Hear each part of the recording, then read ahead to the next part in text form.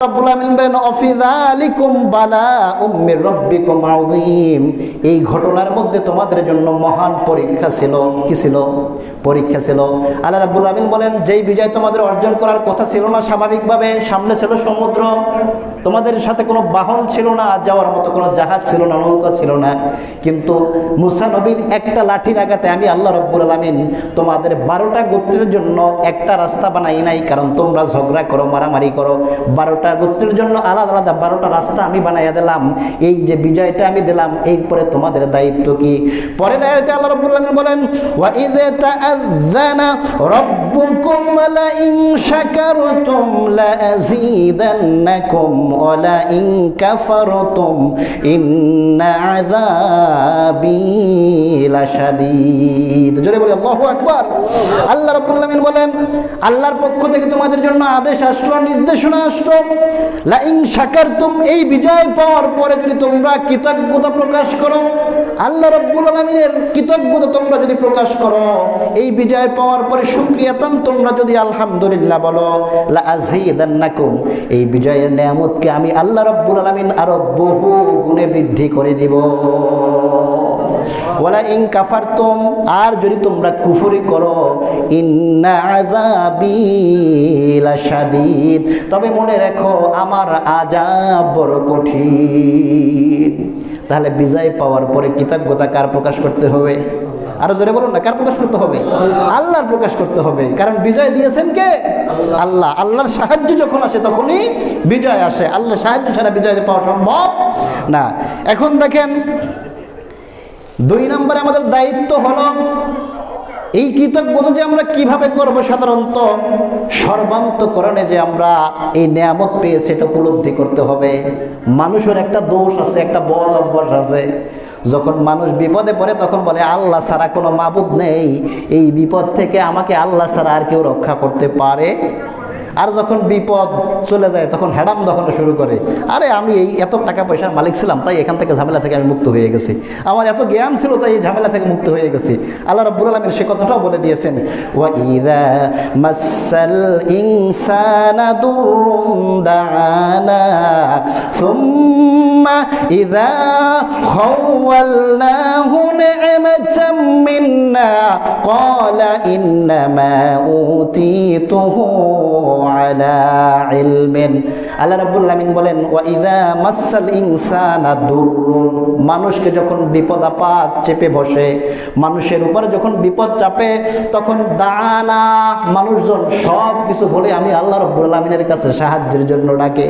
কার কাছে ডাকে? যখন বিপদে পড়েন তখন কার কাছে স্মরণ হয়? আল্লাহর কথা স্মরণ হয়।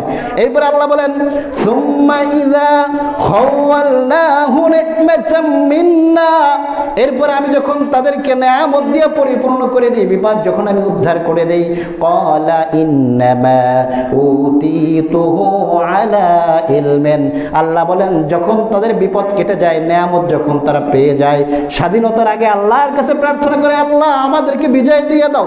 বিজয় যখন হয়ে যায়, নিয়ামত যখন পেয়ে যায়, তখন বলে এটা আমাদের জ্ঞানের মাধ্যমে পাইছি। বলে কি বলে না? মানুষকে বলে কি বলে না? আপনি দেখেন আপনার যখন স্ত্রীর রোগ হয়, আপনার সন্তানের রোগ হয়, সারা রাত জেগে জেগে তাহাজ্জুদ নামাজ আদায় করেন, এরপর বলেন আল্লাহ তুমি একটু সুস্থ বানাইয়া দাও। আর যখন সুস্থ হয়ে যায় তখন বলে জানো ডাক্তার দিন মোহাম্মদকে দেখাইছে এই জন্য সুস্থ হয়ে গেছে। নাউজুবিল্লাহ বলেন, জোরে বলেন নাউজুবিল্লাহ। এটা হয় কি হয় না? কিন্তু আল্লাহ বলছেন না, নিয়ামত পাওয়ার পরে কৃতজ্ঞতা প্রকাশ করতে হবে। এটা কার বৈশিষ্ট্য? মুমিনের বৈশিষ্ট্য। আমার বন্ধুগণ, 2 নম্বরে দায়িত্ব হলো আমাদের কৃতজ্ঞতা। সাধারণত আমরা যে এইভাবে প্রকাশ করবো তা নয়, হৃদয়, মন, মুখ সব কিছু দিয়ে আমরা আল্লাহর কৃতজ্ঞতা প্রকাশ করব। যদি এই বিজয় আল্লাহ রাব্বুল আলামিন আমাদেরকে না দিত কখনোই সম্ভব হতো না। এটা আমাদের স্বীকার করতে হবে। সভা, সেমিনার, সিম্পোজিয়াম যেখানেই আমরা যাই না কেন, সর্বপ্রথম আমরা কার নামটা স্মরণ করব? আল্লাহর নামটা স্মরণ করব যে এই বিজয় আমাদেরকে আল্লাহ দিয়েছেন। কিন্তু দেখেন আমাদের বক্তারা যখন কথা বলে, বিভিন্ন রাজনৈতিক ব্যক্তিবর্গ যখন কথা বলে, তখন সবাই তার দলের ক্রেডিট নাই। আমাদের ছিল বঙ্গবন্ধু, আমাদের ছিল জিয়াউর রহমান, আমাদের ছিল অমুক, তাদের মাধ্যমে বিজয় অর্জন হয়েছে। কিন্তু বিজয়ের দাতাকে এই কথাই আমরা ভুলে গেছি। এই কথা আমরা কেউ বলি না যে আল্লাহর সাহায্য ছিল বিদায় আমাদের বিজয়টা আসছে। আল্লাহ এই কথা বারবার স্মরণ করাই দিলেন। বনী ইসরাইলের ঘটনা আল্লাহ কেন টানলেন? কেন আল্লাহ রাব্বুল আলামিন এই কোরআনের মধ্যে এত বড় কোরআন ৬২৩৬টা যেখানে আয়াত রয়েছে সেখানে মাত্র ৫০০ বিধান রয়েছে, বিধিনিষেধ সম্পর্কিত আয়াত রয়েছে ৫০০। ওটাতে একটা নোটাকারি দিলেই হলো, কিন্তু অধিকাংশ দিকে ইচ্ছা দিচ্ছে আল্লাহ কেন দিচ্ছেন? আমাদেরকে শেখার জন্য, আমরা যেন এই ভুলটা বারবার না করি। আমার বন্ধুগণ, এরপরে দেখেন এই বিজয়ের সাথে যে সকল মানুষ জড়িত ছিল তাদের প্রতিও কৃতজ্ঞ হওয়া আমাদের কর্তব্য। কি দরকার? যারা এই স্বাধীনতা যুদ্ধে প্রাণ দিয়েছে তারা নিঃসন্দেহে এই দেশের জন্য ত্যাগ করছে না? কথা বলেন, ত্যাগ করছে না? এদের প্রতিও আমাদের কৃতজ্ঞ হওয়া দরকার। এটাও রাসূলের নির্দেশনা। কারণ আল্লাহ রাসূল সাল্লাল্লাহু আলাইহি ওয়াসাল্লাম বলছেন, মান লাম ইয়াশকুরিন নাস লাম ইয়াশকুরিল্লাহ। যে ব্যক্তি মানুষের প্রতি কৃতজ্ঞ হয় না সে কখনো আল্লাহর প্রতিও কৃতজ্ঞ হয় না। আজকে আপনাকে একজনে ৫,০০০ টাকা ধার দিয়েছে, ধরেন আপনি ঠেকে গেছেন, কিন্তু আপনি 2 দিন পরে টাকা পয়সার মালিক হয়ে, আরে ওর টাকা আমার লাগছে নাকি জীবনে, ওর টাকা আমার কোনো উপকার আসছে, এরকমটা যদি হয় তাহলে মনে হবেন এটা আপনি মানুষের কাতারই পড়েন না। এই কারণে আল্লাহ নবী বলছেন, মান লাম ইয়াশকুরিন নাস লাম ইয়াশকুরিল্লাহ। যে মানুষের প্রতি কৃতজ্ঞ হয় না সে আল্লাহর প্রতিও কৃতজ্ঞ হয় না। এই কারণে যারা বিজয় অর্জন করতে আমাদের জন্য সহযোগিতা করেছেন, তারা প্রাণ দিয়েছেন, যারা সম্ভ্রম হারিয়েছেন, তাদের প্রতিও আমরা কৃতজ্ঞ থাকা আমাদের এটাও কর্তব্য। বুঝতে পারছেন ইনশাআল্লাহ? আচ্ছা, তাহলে তাদের প্রতি আমরা কিভাবে কৃতজ্ঞ থাকবো? বিজয় দিবসে আপনার কবরে গিয়ে ফুল দেবো নাকি? কথা বলেন, না কি করবো? দোয়া করা উচিত না? সেটাও আল্লাহ রাসূল সাল্লাল্লাহু আলাইহি ওয়াসাল্লাম বলে দিয়েছেন। দেখেন যে মান সানা ইলাইকুম মারুফান, যদি কেউ তোমার জন্য উপকার করে, কি করে? উপকার করে। এই দেশে স্বাধীনতা অর্জন করে দিয়ে তারা কি আমাদের জন্য উপকার করছে না ক্ষতি করছে? ক্ষতি করছে না উপকার করছে? উপকার করছে। আল্লাহ নবী বলেন ফাকাফিউহু, তবে তার প্রতিদানটা তোমরা দিয়ে দাও। সুবহানাল্লাহ। আল্লাহ নবী বলেন যদি কেউ তোমার উপকার করে তার কি করো? প্রতিদান দিয়ে দাও। এখন আল্লাহ নবী বললেন ফা ইল্লাম তাজিদু মা তুকাফিউনাহু, যদি তোমরা প্রতিদানটা না দিতে পারো ফাদউ লাহু, তবে তাদের জন্য তোমরা দোয়া করো। এই যে দোয়াটা করবা, এই দোয়াটাই তাদের জন্য তোমাদের প্রতিদান হয়ে যাবে। সুবহানাল্লাহ। এখন যারা শহীদ হয়ে গেছে এদের জন্য আমাদের কিছু করার থাকবে না থাকে, আমরা তো একটা কাজ করতে পারি যে দোয়া তো করতে পারি। নামাজের শেষে আমরা দোয়া করতে পারি, 16 ডিসেম্বর আসলে আমরা সম্মিলিতভাবে দোয়া করতে পারি, আল্লাহ যারা এই দেশের জন্য শহীদ হয়েছে তাদেরকে তুমি জান্নাতবাসী করে দাও। সেটা না করে আমরা উল্টাপাল্টা কাজ করি, গান বাজনা বাজাই আরও তাদের শাস্তির ব্যবস্থা করে দিই। নাউজুবিল্লাহ। এই কাজ করবেন আপনারা? এরপরে দেখেন অন্য একটা হাদিস আল্লাহ রাসূল আরো স্পষ্ট করছেন, মান উতিয়া আতাআন ফাওয়াজাদা ফালিয়াজি বিহি, যে তোমাকে কিছু দেয় তার প্রতিদান তোমার দেওয়া উচিত। কি দেওয়া উচিত? প্রতিদান দেওয়া উচিত। ফা ইল্লাম ইয়াজিদ, যদি তুমি প্রতিদান না দিতে পারো তবে তার প্রশংসা করো। তাহলে আমাদের দায়িত্ব হলো যারা মুক্তিযোদ্ধা ছিল তাদের প্রশংসা করাটাও আমার দায়িত্ব। ফামান আসনা বিহি ফাকাদ শাকারাহু, আল্লাহ নবী বলতেছেন যদি এই স্বার্থ থেকে মানুষগুলোর যদি কেউ আপনার প্রশংসা করে তাহলে আল্লাহ রাব্বুল আলামিন বলেন তার প্রতি কৃতজ্ঞ হওয়ার সমান হয়ে যাবে। আর যদি তাদের প্রশংসা না করে তাহলে তার প্রতি এটা কুফরি হবে, এটা অস্বীকার করা হবে। এই জন্য আমরা এই হাদিসগুলো থেকে যে মেসেজটা পাইলাম, সাধারণত বিজয় দিবসকে কেন্দ্র করে আমরা আমাদের শহীদদের জন্য দোয়া করব। কি করব? দোয়া করব, তাদের প্রশংসা করব। কি করব? প্রশংসা করব, কিন্তু শিরকি বিদআতি কোনো কাজ করব না ইনশাআল্লাহ। এরপরে দেখেন আল্লাহ রাব্বুল আলামিন বললেন এই একটা নীতি, সর্বপ্রথম যে বিজয়কে কার দিকে সম্বোধন করতে হবে? আল্লাহর দিকে। দ্বিতীয় কথা বললেন ফাসাব্বিহ বিহামদি রাব্বিকা, ফাসাব্বিহ, ও নবী আপনি যখন বিজয় পেয়ে যাবেন তখন আপনি আপনার রবের পবিত্রতা ঘোষণা করবেন। সুবহানাল্লাহ। কার পবিত্রতা? রবের প্রশংসা করবেন, সুবহানাল্লাহ বলবেন যে আল্লাহ আপনি আমাদেরকে বিজয় দিয়ে দিয়েছেন, সুবহানাল্লাহ, আল্লাহ কত পুত পবিত্র। অবিহামদিক, আল্লাহ নবী বলছেন আপনার রবের প্রশংসা করবেন, আল্লাহ বলছেন আপনি আল্লাহর প্রশংসা করবেন। তাহলে এই গেল 3টা কাজ। আর চতুর্থ কাজ হলো ওয়াস্তাগফির, যে আল্লাহ রাব্বুল আলামিন আপনাদেরকে বিজয় দান করেছেন, এই যুদ্ধ করতে গিয়ে যে ভুল ত্রুটিগুলো হয়েছে এই জন্য আল্লাহ রাব্বুল আলামিনের কাছে ক্ষমা প্রার্থনা করবেন। বুঝতে পারছেন? তাহলে এটা হলো আমাদের বিজয় দিবসের দায়িত্ব। এখন দেখেন আল্লাহ রাব্বুল আলামিন আমাদেরকে একটা রোডম্যাপ দিয়ে দিয়েছেন। যখন তোমরা বিজয়ী হবা তখন তোমাদের উপর কিছু দায়িত্ব বর্তাবে। মুসলিমরা বিজয়ী হলে আপনার স্বাধীনতা মানেই স্বেচ্ছাচারিত না। স্বাধীনতা মানে হচ্ছে আপনাকে স্বাধীনতা দেওয়া হয়েছে, এখান থেকে লঙ্গি খুইলা তারপর মাথায় বাঁধতে দৌড় মারবেন, এটার নাম কি স্বাধীনতা? কথা বলেন, এটার নাম কি স্বাধীনতা? এটার নাম স্বাধীনতা না, এটার নাম স্বেচ্ছাচারিতা। পাগল যা ইচ্ছে তাই করতে পারে, কিন্তু স্বাধীন চেতা মানুষ যা ইচ্ছে তাই করতে পারে না। স্বাধীনতা আল্লাহ দিয়েছেন। এখন দেশ চলবে কার্ল মার্কসের নীতিতে না প্লেটোর নীতিতে নাকি আল্লাহর নীতিতে? কার নীতিতে চলবে? আল্লাহর নীতিতে। আল্লাহ রাব্বুল আলামিন বলেন, স্বাধীনতা দেওয়ার পরে, বিজয় দেওয়ার পরে যখন কোনো মুমিনরা বিজয় হয়ে যাবে, রাষ্ট্র ক্ষমতায় যখন মুমিনরা বসে যাবে, তখন তাদের উপরে দায়িত্ব হবে আল্লাযীনা ইম্মাক্কান্নাহুম ফিল আরদি আকামুস সালাতা ওয়া আতাউয যাকাতা ওয়া আমারু বিল মা'রুফি ওয়া নাহাউ আনিল মুনকার। আল্লাহ বলেন, মুমিনরা যখন বিজয় হবে, যখন তাদেরকে রাষ্ট্র ক্ষমতার দায়িত্ব দেওয়া হবে, তখন তাদের প্রথম কাজ হবে আকামুস সালাত, তারা নামাজ কায়েম করবে। কি কায়েম করবে? নামাজ কায়েম করবে। কিন্তু স্বাধীনতার 50 বছর উতরে গেল, আজও পর্যন্ত আমাদের কোনো শাসককে দাঁড়িয়ে সংসদে বলতে দেখলাম না আমাদের সংসদের মধ্যে নামাজের আইনটা বাধ্যতামূলক করা হোক। দেখছেন? কথা বলেন, কোন দল ক্ষমতায় সেই কাজ করছে? করে নাই। তার মানে বোঝা গেল আল্লাহ যেই রোডম্যাপ দিয়েছেন এরা এর থেকে বিচ্ছিন্ন, ঠিক কি না? এরপর আল্লাহ বললেন ওয়া আতাউয যাকাত, তারা যাকাত আদায় করবে, যাকাত প্রদান করবে। আমাদের সমাজে বহু ধনী আছে যারা যাকাত দেয় না। এই ধনীদের কাছ থেকে যদি জোর করে হলেও যাকাত আদায় করা যেত, আমাদের সমাজে আর একটা গরিব লোক 10 বছর পরে খুঁজে পাওয়া যেত না। খলিফা ওমর ইবনে আব্দুল আজিজের সময় এমন পরিস্থিতি হয়েছে যে মানুষ যাকাতের টাকা বস্তার মধ্যে নিয়ে ঘুরে বেড়াইতো, কাকে যাকাত দিবে এইটাও যাকাতটাকে দেওয়ার মতো কোনো লোক খুঁজে পাইতো না।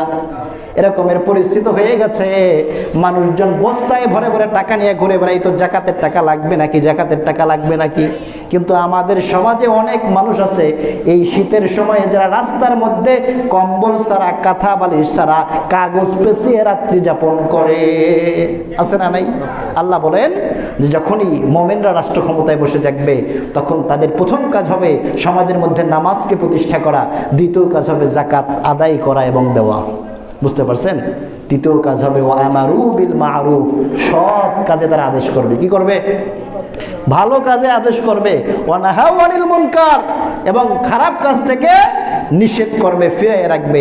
উপরের দুইটা একটু একটু থাকলেও, নামাজ কিছুটা থাকলেও, যাকাত কিছুটা থাকলেও, সৎ কাজের আদেশ এবং অসৎ কাজের নিষেধ একদমই আমাদের মধ্যে নাই। কথা কি বললাম?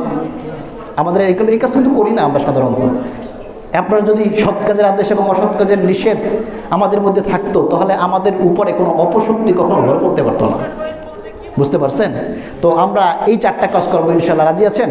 আমি সংক্ষেপে একটু বর্ণনা দেব যে আল্লাহ রাসূল সাল্লাল্লাহু আলাইহি ওয়াসাল্লাম বিজয় অর্জন করার পরে তিনি কেমন ব্যবহার করেছিলেন, তার কর্মকৌশলটা কীভাবে হয়েছিল।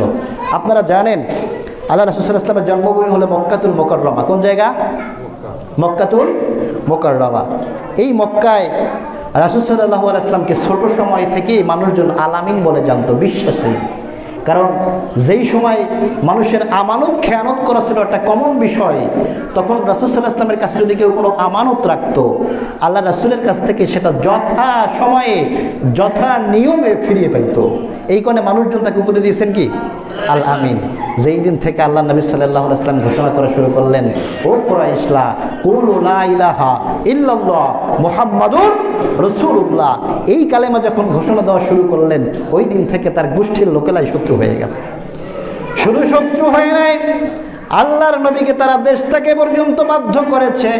মক্কা থেকে মদিনায় রাসূল সাল্লাল্লাহু আলাইহি ওয়াসাল্লাম হিজরত করলেন।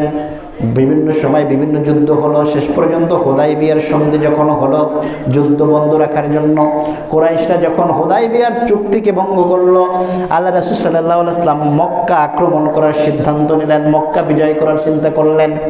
রাসূল সাল্লাল্লাহু আলাইহি ওয়াসাল্লাম বারবার আল্লাহর কাছে দোয়া করতে লাগলেন, আল্লাহ, আমরা যে মক্কা আক্রমণ করব এই খবর যেন কাফেরদের কাছে কোনোভাবে না পৌঁছায়। কয়েক জুমা আগে হাতেব রাদিয়াল্লাহু তাআলা আনহুর একটা ঘটনা বলছিলাম, মনে আছে কিনা?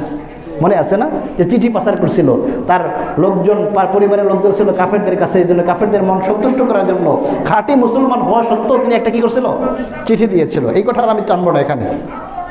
তো আল্লাহ রাসূলের এই দোয়ার বরকতে হাতিব রাদিয়াল্লাহু তাআলা আনহুর সেই চিঠিটা ধরা পড়ে যায়। রাসূল সাল্লাল্লাহু আলাইহি ওয়াসাল্লাম মক্কা বিজয়ের জন্য 10 রমজান 8ম হিজরিতে রওনা হয়ে যায়। রাসূল সাল্লাল্লাহু আলাইহি ওয়াসাল্লাম মক্কার কাছে গিয়ে যখন শিবির স্থাপন করলেন, গভীর রাত্রে কাফেররা টের পেয়ে গেল, আয় হায় আমরা তো কিছু বুঝতেই পারলাম না কোথা থেকে এত বিশাল বাহিনী চলে আসলো। আবু সুফিয়ান, দুইজন আবু সুফিয়ান ছিল, একজনের নাম ছিল আবু সুফিয়ান বিন হারেস। কি নাম ছিল? আবু সুফিয়ান বিন হারেস। এই আবু সুফিয়ান ছিল রাসূলের চাচাতো ভাই এবং তিনি কবিতা লিখতেন, কবিতা লিখে রাসূলকে অপমান করতেন। জোরে বলেন নাউজুবিল্লাহ। এই আবু সুফিয়ান বিন হারেস, আরেকজনের নাম ছিল আবু সুফিয়ান বিন হার্ব। কি নাম ছিল? মক্কার বিশিষ্ট নেতা আবু সুফিয়ান বিন হার্ব, ওই যে যার স্ত্রী হিন্দা ছিল উহুদ যুদ্ধের সময় রাসূল সাল্লাল্লাহু আলাইহি ওয়াসাল্লামের চাচা হামজা রাদিয়াল্লাহু তাআলা আনহুর কলিজা চাবায়া খাইতেছিল। বুঝতে পারছেন? এই আবু সুফিয়ান বিন হার্ব সাধারণত এই দুইজনও ওই মক্কা বিজয়ের সময় ইসলাম গ্রহণ করছে। সুবহানাল্লাহ। এই আবু সুফিয়ান বিন হারেস রাসূল সাল্লাল্লাহু আলাইহি ওয়াসাল্লামের তাঁবুতে চলে আসলেন, সাহাবীদের কাছে অনুমতি চাইলেন, আমরা রাসূলের দরবারে প্রবেশ করতে চাই। আল্লাহ রাসূলের সেই পিছনের কথা মনে পড়ে গেল, এই আবু সুফিয়ান বিন হারেস, আমি আল্লাহর নবী, আমাকে কবিতা লিখে রেখে কত কষ্ট দিয়েছে, আজকে তুমি আমার সাথে দেখা করতে যাচ্ছ? আল্লাহ নবী বললেন, না, আমি তোমার সাথে দেখা করব না। আবু সুফিয়ান বিন হারেস নাসরবান্দা বললে, ও সাহাবীরা শোনো, আল্লাহর নবী যদি আমার সাথে দেখা না দেয়, আমি আত্মসমর্পণ করতে এসেছি, আমি আজকের শত্রু হিসেবে আসে নাই। আল্লাহর নবী যদি আমার সাথে দেখা না দেয়, আমি মরুভূমির মধ্যে আমি এবং আমার সন্তান না খেয়ে মারা যাব, তারপরও আমি ফিরে আসবো না। আল্লাহ রাসূলের মনে দয়া হলো, তার সাথে দেখা করলেন, ইসলাম গ্রহণ করলেন। আর যে আবু সুফিয়ান বিন হার্ব বড় নেতা, এই আবু সুফিয়ান দূর থেকে পর্যবেক্ষণ করতেছিল। আল্লাহ রাসূল 10,000 সাহাবী নিয়ে যখন বিশাল শিবির স্থাপন করলেন, প্রত্যেক তাঁবুর সামনে সামনে বিশাল মশাল জ্বলতেছে, এত বড় বাহিনী আবু সুফিয়ান আর কোনোদিন দেখে নাই। আবু সুফিয়ান জোরে চিৎকার করে বলে উঠল, আমার যুদ্ধ জীবনে এত বড় বাহিনী আর কোথাও আমি দেখি নাই। রাসূলের চাচা সেখান থেকে যাচ্ছিলেন, রাসূলের চাচা যখন সেখান থেকে যাচ্ছিলেন তখন তার কথা শুনতে পেলেন, তাকে ধরে ফেললেন, বলে, আবু সুফিয়ান, আজ মুহাম্মাদুর রাসূলুল্লাহ সাল্লাল্লাহু আলাইহি ওয়াসাল্লাম আমার ভাতিজা হিসেবে না, বরং আজকের বিজয়ের বেশে এসেছে, তোমরা তার রাস্তায় কোনো প্রতিবন্ধকতা তোমরা সৃষ্টি করতে পারবা না। আবু সুফিয়ান বলল, তাহলে বাঁচার উপায় কি? বাঁচার উপায় কি? 10,000 সৈন্য নিয়ে চলে আসছে, আমাদের তো বাঁচার উপায় নাই। দুনিয়ার রাজা বাচ্চা হলে তো কচুকাটা করে দিত, আমাকে এই দেশ থেকে বের করে দিয়েছো। দেখেন না একজন প্রতিশোধ কিভাবে এনেছে?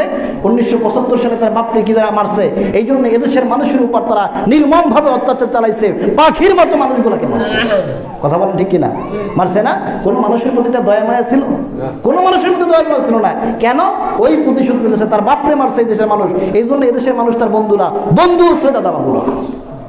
আল্লাহ রাসূল তো দুনিয়ার কোনো রাজা বাচ্চা ছিলেন না, তিনি ছিলেন নবুয়ত প্রাপ্ত আল্লাহর পক্ষ থেকে। আল্লাহ রাসূল সাল্লাল্লাহু আলাইহি ওয়াসাল্লামের কাছে আবু সুফিয়ানকে নিয়ে যাওয়া হলো।